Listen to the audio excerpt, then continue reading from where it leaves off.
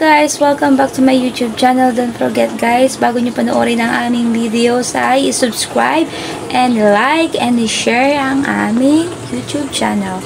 Guys, sa lahat ng mga gustong magbigay ng gifts, ay pwede po dito magbigay ng gifts sa aming videos kung nagustuhan mo yung videos na aming ginagawa.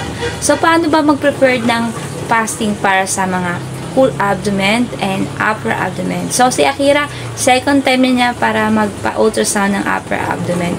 Nung first ultrasound niya ay full abdomen, and seconds ngayon ay upper abdomen, guys. So, paano ba ang paraan kung paano mag-fasting ang isang batang may cerebral palsy, epilepsy, microcephaly, global development delay? So, guys, kailangan natin pakainin ng bata until hanggang 12 midnight. Yun ang pinaka-legit na fasting.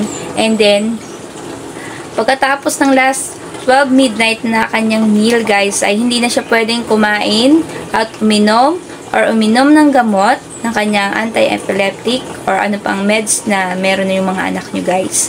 Kasi sa case ni Akira, meron siyang anti-epileptic. So, stop na yung inom niya ng gamot sa 12 midnight.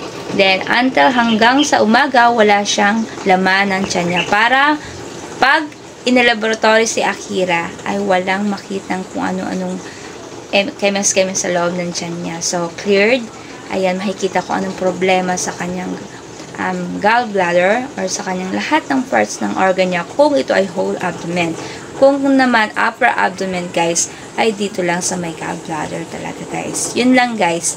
At sa lahat ng may mga nanay na katulad ng may anak, na katulad ng anak ko, na may anak din silang ganito, lagi nyong alagaan yung anak nyo, guys. Ayan.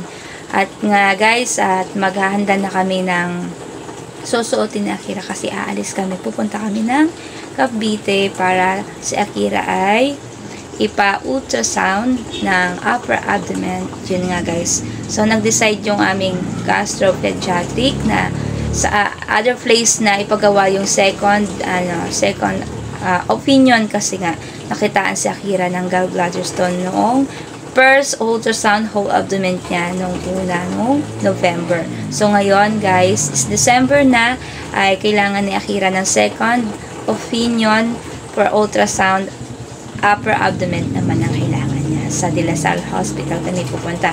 So malayo-layo pa, guys, ang aming lalakbaying mag-ina.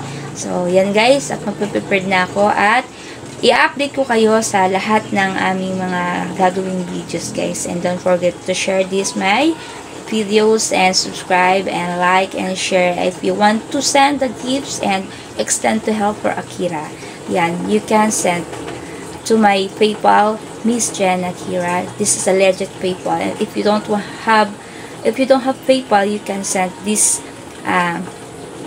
give for my videos. Yun, okay lang, guys. Thank you and God bless you. Bye-bye!